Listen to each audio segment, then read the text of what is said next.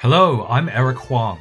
You're listening to Saint Podcast, a podcast that explores the always fascinating and often controversial lives of the saints. This is a history and culture podcast that traces the origins of morality tales of the saints, or hagiographies, through feminist and queer stories, ancient legends and lore, art history, and pop culture.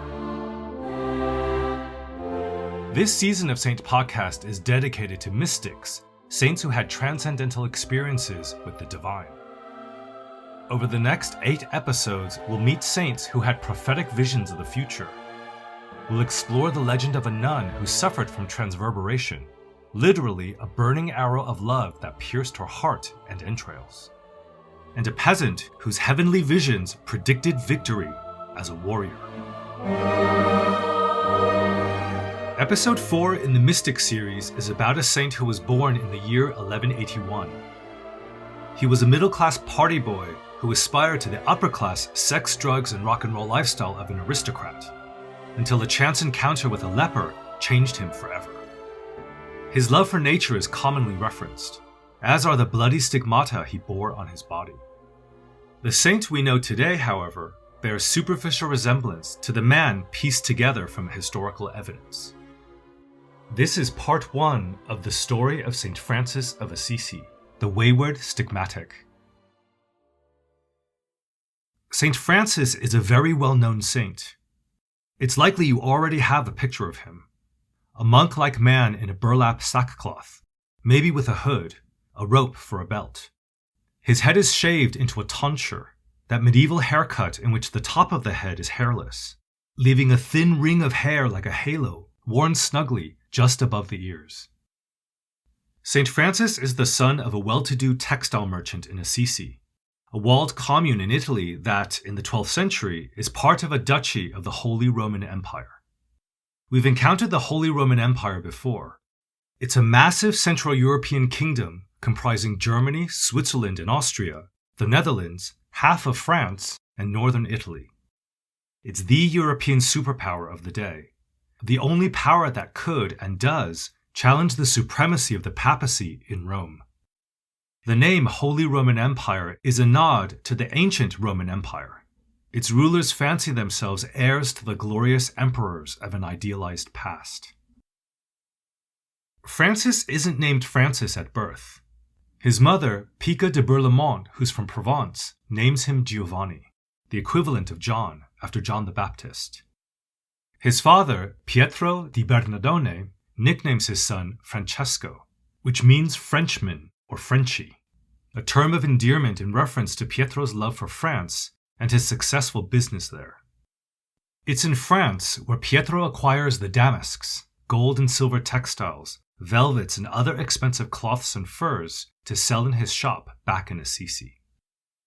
Young Francesco, or Francis, spends 3 years in school, learning just enough Latin and maths to be useful in his father's business. Most of Francis's education is informal, and obtained while traveling with his father on business to France and Flanders. It's while on the road that Francis learns to speak Provençal, the language of southern France, and the language of troubadours. Troubadours are roving showmen, composers of a genre of lyrical poetry that glorifies chivalry and courtly love. In the centuries to come, lyrical poetry would flower into multiple forms, including chivalric romances like the Arthurian legends. The songs of troubadours are wildly popular, comparable to a #1 single everyone knows the words to. The Song of Roland, which is about 100 years old when Francis is born, is one of the most enduring. The titular hero Roland is an unyielding warrior who sacrifices himself for the love of duty and God. He's the very model of Christian honor and finds glory in death. The tale would have been formative for Francis, who encounters numerous troubadours on his travels, as well as a motley crew of scoundrels, rogues, clerics, princes, and a riot of fascinating characters from all over Europe and beyond. Just imagine a young Francis enthralled by the people he meets, the stories of glory and adventure he hears, the sights in towns, wayside inns, and ports, and every experience is scored by songs of chivalry and glory, sung by troubadours. The late 12th century of Francis's youth is a time of change. It heralds the rise of a merchant class, which his father and family belonged to. Here's a passage from Reluctant Saint, Donald Spotto's brilliant book, to set the stage. In 1182, a citizen of Assisi was legally classified in one of three groups: the mayores, those of greater standing, essentially nobles, the mediani, of middling importance, and the minores, of lesser importance. However, the term mediani was rarely used, and so there was only one practical distinction: whether or not a person was considered significant. With this demarcation came the inevitable struggles, and the mayores, who indeed had more power, had to fight increasingly to maintain their social, political, and religious dominance. The rising merchant class, also called burghers, threatened the previously unquestioned supremacy of the titled aristocrats. Though still a minority, burghers could make enough money to change their social standing and vie for the power, status, and privileges once only afforded to the so-called blue bloods. Young Francis is one of these aspirational wannabes. It's not enough to be the son of wealthy burghers. Francis dreams of being an aristocrat, a nobleman with a title and estates. He half-heartedly helps his father in the textile shop. The only benefit is that it affords him access to the most fashionable and luxurious materials. According to a posthumous biography said to be written by a friend called The Legend of the Three Companions, Francis was, quote, so vain in seeking to stand out that sometimes he had the most expensive material sewed together with the cheapest cloth onto the same garment. Francis must have been a Beau Brummel-like figure, or maybe a new romantic, a dandy whose flamboyant sense of style was cobbled together from what he could find and afford. It gets him noticed. His new acquaintances soon discover that Francis's appeal is far more enduring than the unusual cloak he wears to a party. He's an enthusiastic performer of popular troubadour songs. He's indescribably charismatic, an indispensable quality that will serve him well in future. Francis is also generous, happy to spend beyond his means, or beyond his parents' means, to ensure everyone is having a good time. It's not long before Francis strikes up friendships with the sons of the most prominent noble houses. The wealthy lads of 12th century Assisi run around in social cliques called brigate, essentially fraternities. Academic André Voucher describes an average night out with your brigata brothers. Sexual games, muggings, and rapes were part of the normal activities of these bands of well-to-do bachelors, and these confraternities of youths will even be accused, 2 centuries later it is true, of being gathering places for homosexuals. Francis is fully committed to these nightly outings. Due to his enthusiasm, the Brigata elects him as the head of their house, bestowing upon him the title Prince of Youths. Francis parties hard. He gains a reputation for organizing the best nights out, which he funds by spending his father's money to impress his much wealthier friends. One of the most notorious events organized by Francis occurs on the 13th of June, on the feast day of Saint Vittorino, a martyred bishop of Assisi, one of the city's patron saints. The annual celebration, like others throughout the year, is religious in concept, but executed more like a pagan bacchanalia. The civilized opening ceremonies and banquets end in bawdy songs, licentious brawls, mock sacrilegious acts, and also sex. Participants from every social strata indulge in the activities, from clerics to merchants, sex workers to nobility. One day, whilst working at his dad's shop, Francis sends away a beggar who had wandered in pleading for money. The incident weighs heavily upon him. He confesses to the young men in his brigata that he regrets his actions. If that poor man had asked for something from you for a great count or a baron, you would certainly have granted his request. How much more should you have done this for the love of God? This is a glimmer of the man Francis will become, but not quite yet. The seeds have been planted, however, and though it seems Francis is living his best life, he yearns for a purpose. Francis decides to become a knight and attain glory on the battlefield, just like the aristocratic heroes in the lyric poetry he loves so much. In 1198, when Francis is 16, the burghers of Assisi stormed the fortress Rocca Maggiore. The castle is the center and symbolic seat of the nobility, who rule the region under the auspices of the Holy Roman Emperor Frederick II.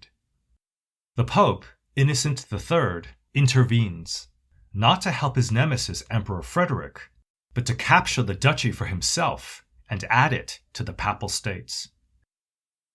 The successful annexation of the region by the papacy incites the burghers to ransack the castle and kill any nobles who hadn't already died or fled to nearby Perugia.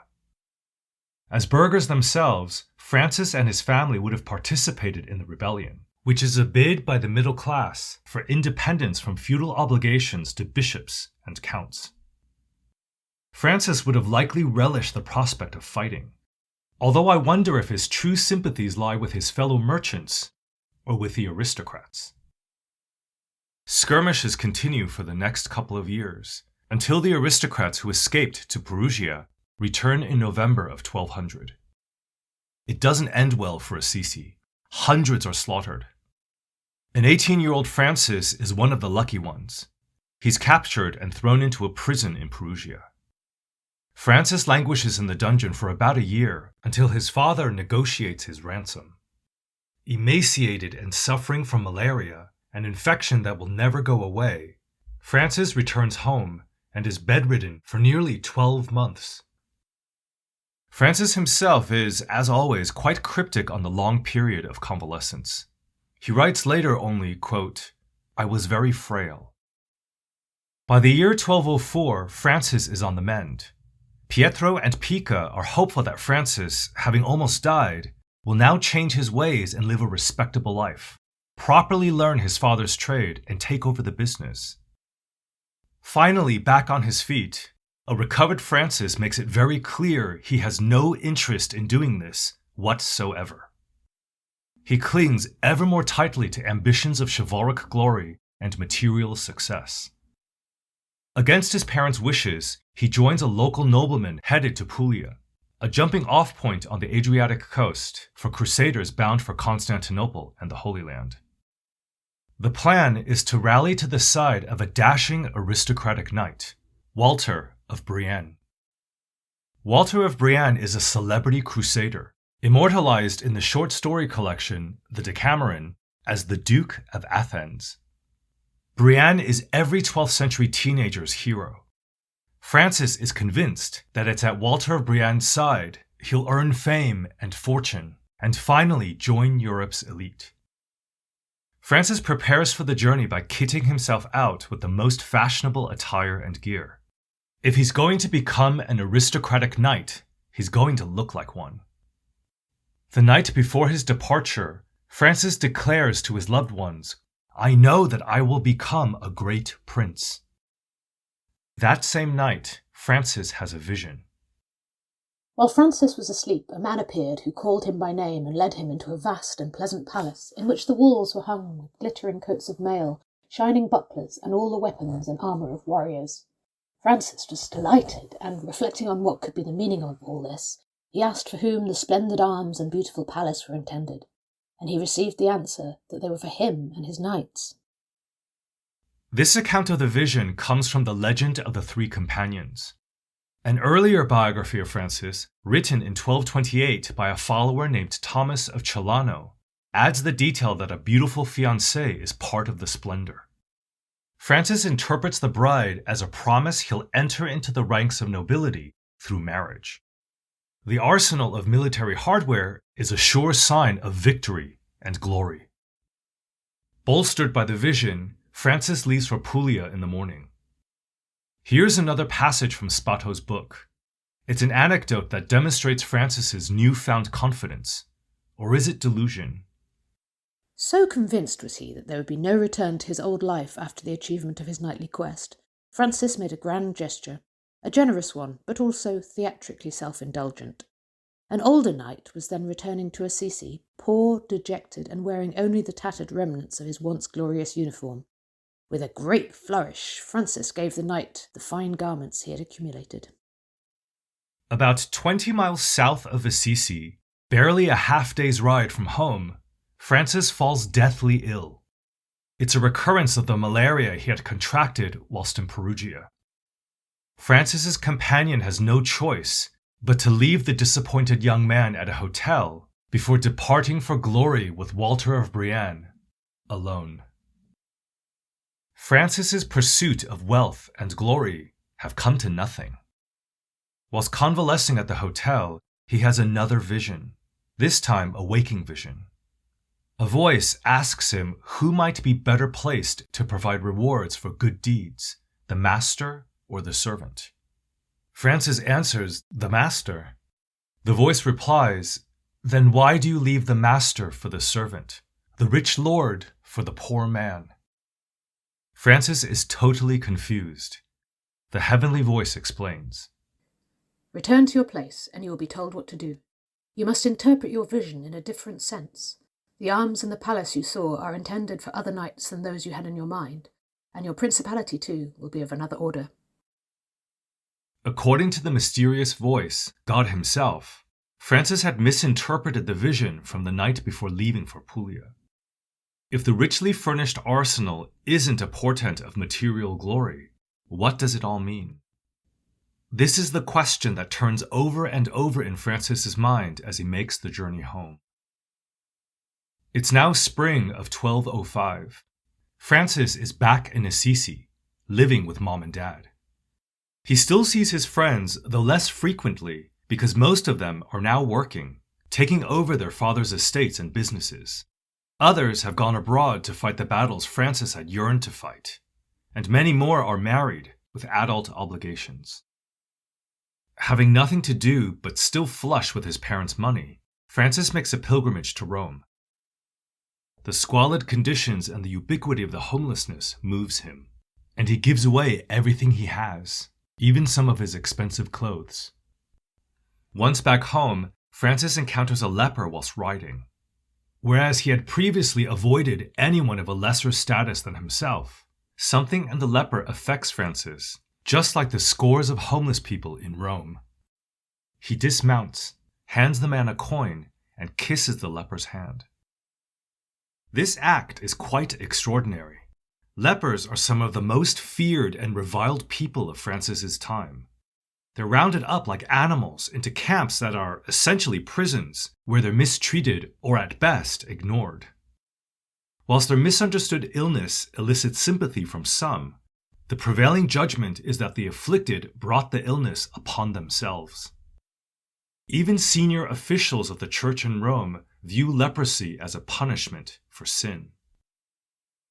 Later in life, St. Francis would write a document we call the Testament that records how very important this chance meeting with a leper is to him. A few days later, Francis brings a bag of money to a leper hospital. He spends hours comforting the inmates, holding their hands, embracing them.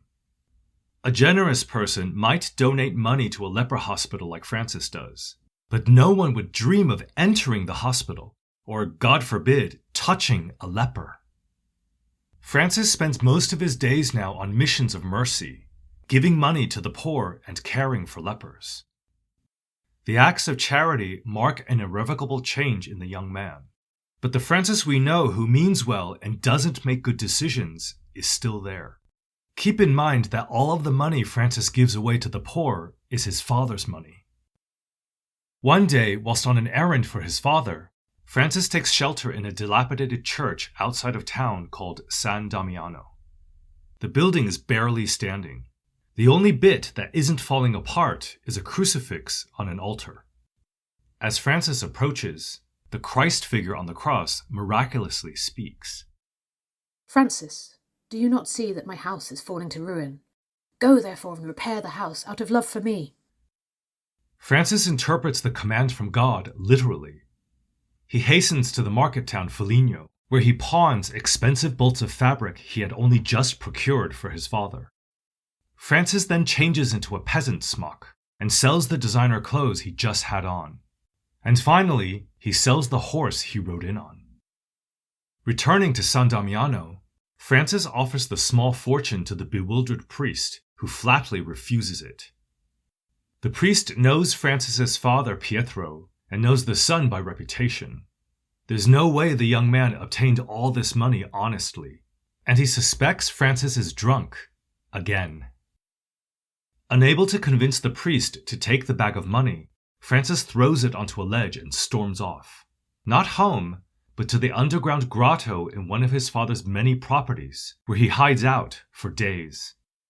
Once word of what Francis has just done gets back to his dad, there will be hell to pay. Pietro eventually tracks down his son. At his wit's end, he drags Francis to the court of the city of Assisi to officially disown him. But the municipal authorities have no desire to get in the middle of a family squabble. Their ruling is that this is the church's problem. After all, the offense occurred at San Damiano. Some versions of St. Francis's hagiography say his father then takes him home and imprisons him in the cellar.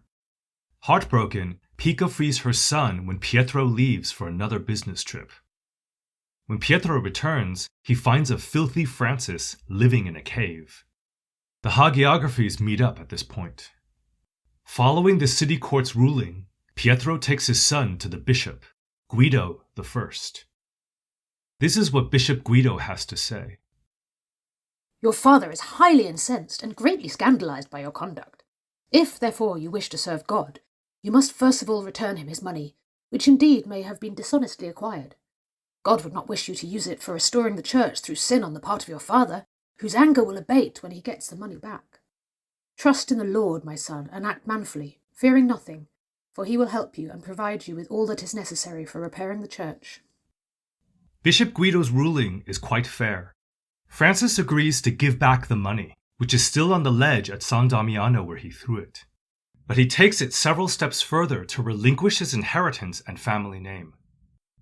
Francis, who had, for the first time in months, washed, shaved, and dressed to appear before the bishop, takes off all his clothes, announcing that everything he has, including what he's wearing, belongs to his parents, and are part of a life he now wants nothing to do with. Standing stark naked before Bishop Guido, Francis places himself under the protection of the church.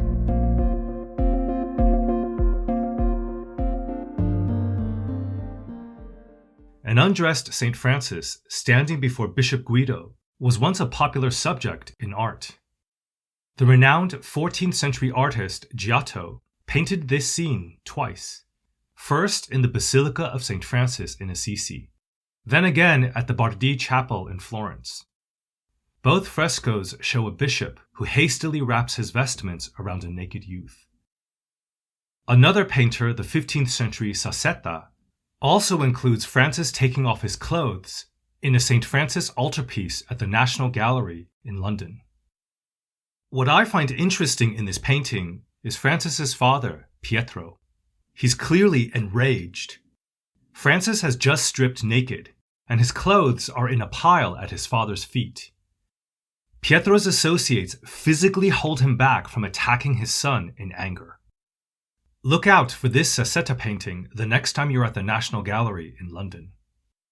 And there's another reason to visit this museum.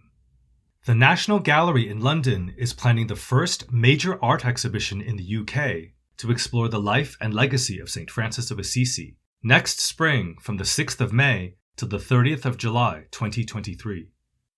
The exhibition presents the art and imagery of St. Francis from the 13th century till today. If you're planning to be in London in 2023, make time to check it out. A link to the exhibition information will be on the St. Podcast website. In the meantime, links to the artworks just mentioned are also on the website, www.saintpodcast.com. Saint is spelled out. Aside from the rage on Pietro's face from the Sassetta painting, we don't know how Francis's parents react. They disappear entirely from the story once Bishop Guido takes in the naked Francis. There's no recorded reconciliation, no surviving correspondence between Francis and his parents at all. From the moment Francis relinquishes all ties to his old life, he never looks back.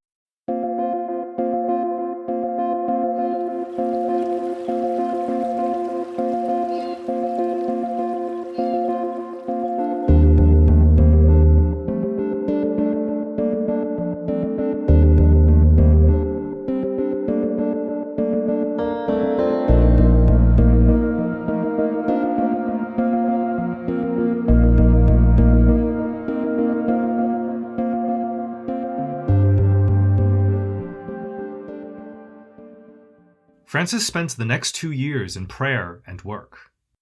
He focuses on the command from God to rebuild his house. The restoration of San Damiano and a neglected St. Peter Chapel nearby fill his days. The Church of St. Mary of the Angels is another building Francis helps to restore. It stands on a small parcel of abandoned land that local monks called portsucle, or little portion, as in a little portion of land.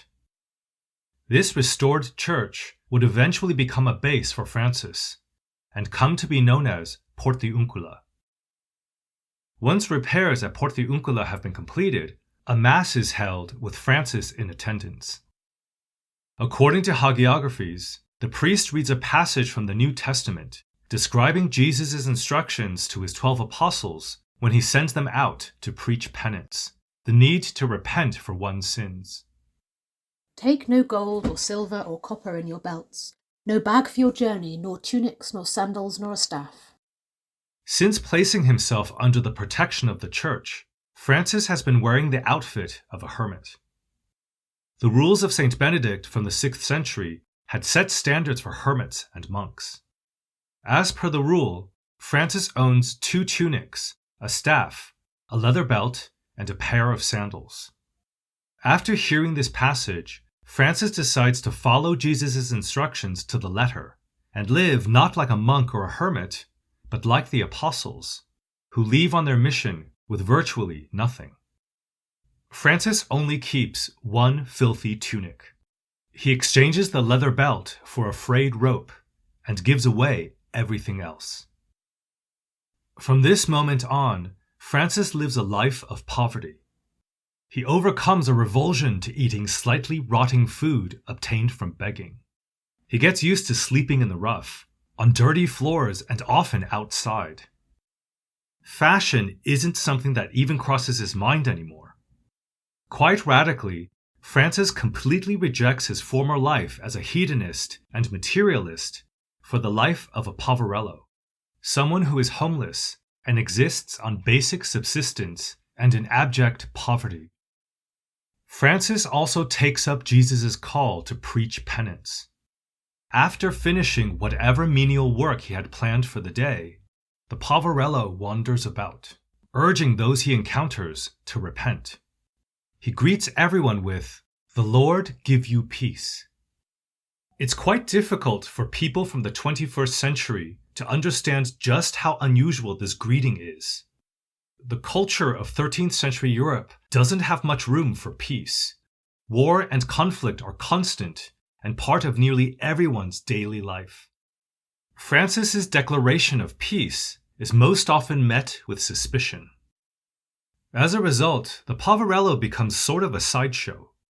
Citizens of Assisi visit Portiuncula to witness for themselves the antics of a wealthy merchant's son who's clearly gone mad.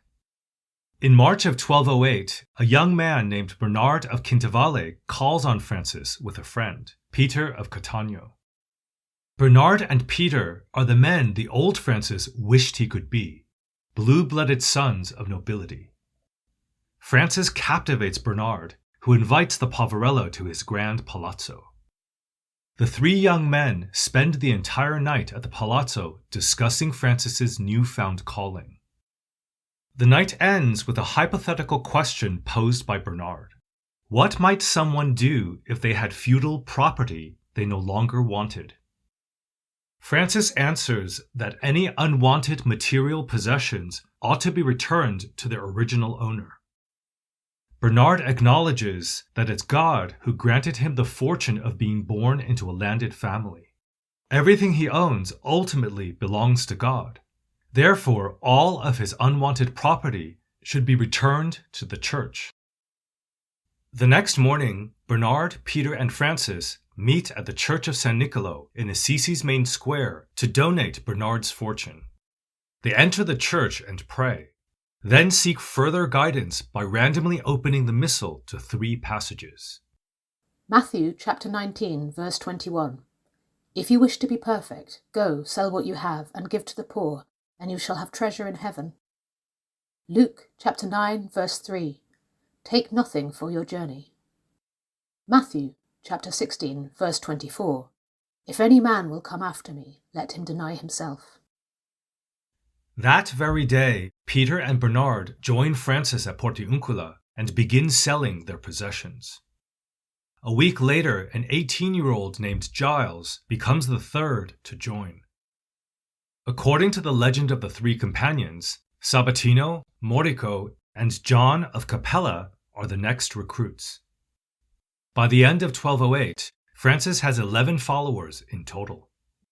The men live together in a hovel not far from Portiuncula. It's less a permanent home, though, than a base. 2 by 2, Francis's followers leave on preaching tours with a simple message of peace and penance. They tend to the repairs and maintenance of local churches, work for food and shelter, and as a last resort, beg when no work can be found. Then they return to Portiuncula before heading out once again. Director Franco Zeffirelli released a biopic about St. Francis in 1972 called Brother Sun, Sister Moon. The title is a reference to an ode to nature and creation Francis would write towards the end of his life. We'll discuss the hymn in more detail in part 2 of this episode. The film is a beautifully shot, if simplistic, depiction of Francis's early years. We see an unshaven, bedridden Francis tormented by malaria, whilst fever-induced flashbacks hint at ill-fated attempts at glory on the battlefield. Much of the film centers on Francis relinquishing his family name and inheritance, stripping naked before Bishop Guido, then abandoning Assisi for Portiuncula. We also meet the young aristocrats from Francis's Brigata. In the beginning of the film, they're dressed as cavaliers and gentlemen. Towards the end, one by one leave their wealth and privilege behind to join the Poverello. The film takes a number of creative liberties with Francis's legend, although most surviving historic documents contradict each other anyway. Nevertheless, Brother Sun, Sister Moon paints an evocative picture of a young Francis who's lost, then found, and the congenial spirit of brotherhood that bonded the early followers. The soundtrack features original songs by Scottish musician Donovan. The folky music adds a hippie flavor to the film's depiction of an idyllic Italian countryside that nurtures and revives Francis and his first followers. The period covered by the film is a golden age for the 12 men, and they develop into something quite unique. Their itinerant lifestyle sets them apart from other religious movements. Their strict observance of poverty is also unique in that none own anything except one tunic. When this one tunic falls apart, followers remain naked until a replacement can be procured through work or begging. Other religious movements also prohibit the personal ownership of property, but the collective organization holds on to wealthy members' lands and assets, making most religious orders and the abbots who run them incredibly rich. Perhaps the most shocking element of Francis's organization is that men from different social strata live together at Portiuncula as equals. Monastic orders like the Cistercians, founded about 100 years earlier, separate monks who come from titled families from the commoners. Different rules are imposed on each class, and also on those who are ordained priests. An educated, high-born recruit is never expected to cook or do chores of any kind. The monks who are commoners perform all the menial work, while noble sons pray, compose music, or copy manuscripts. The cells or rooms of aristocratic monks are also more comfortable, larger and better appointed than the small spaces inhabited by working-class monks. These hierarchies do not exist in Francis's community. Everyone works. Everyone begs when necessary. No one has more than anyone else because everyone has nothing. Francis and his brothers aren't monks or priests, at least not yet. None of the first recruits have any theological training. None have been ordained as clerics. They aren't affiliated officially with the church. They're just a bunch of guys who share a life of work, prayer, and poverty. They have no formal structure, and unlike monks, they don't lead lives of seclusion. They wander about to preach. And the preaching they do isn't theological like the sermons of a priest. As laypersons untrained by the church, they aren't allowed to preach in this way. The uniqueness of Francis's lifestyle makes him and his followers easy targets. A St. Francis hagiography we refer to as Anonymous Perugia describes how those the brothers encounter generally, quote, show them disdain and greet them with derision. Some even spit at the brothers and throw rocks and mud to drive them out of town. Loved ones of new recruits regularly disrupt Portiuncula, desperate to convince their brothers, their sons, their friends to return home. Church officials in Assisi are also very wary of the growing band of outliers. Bishop Guido is particularly critical of the severe austerity practiced by the Poverello. Francis's reply to Guido's disapproval is radical. My lord, if we had goods, it would be necessary for us to have weapons to defend ourselves, for it is over riches that arguments and court battles derive. It is this that creates so many obstacles to the love of God. Thus, we do not want to possess any temporal goods in this world.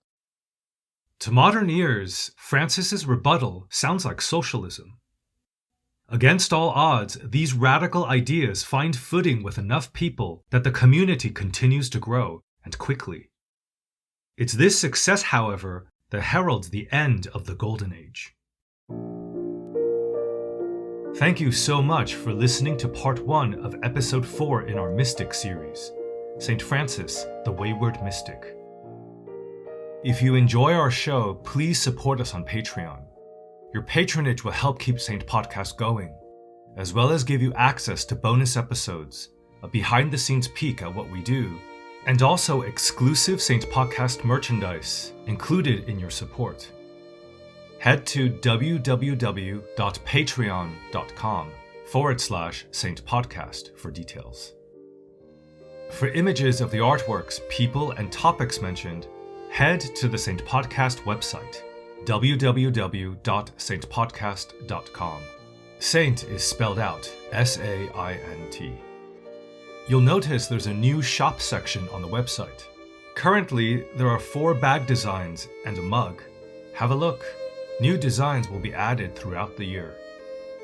Feel free to follow us on Facebook, Twitter, and Instagram for updates.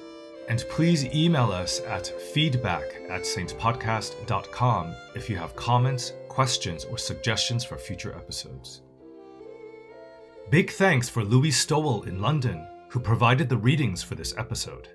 Louis is the author of the Loki, A Bad God's Guide series. Follow her on Twitter and Instagram at Louis Stowell, LOUIESTOWELL.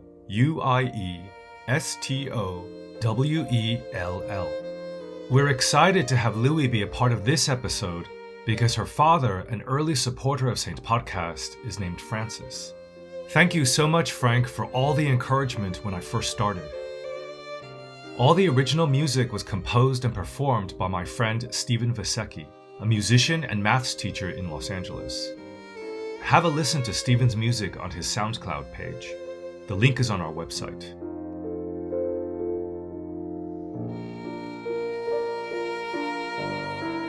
Stay tuned for Part 2 of St. Francis, the Wayward Stigmatic.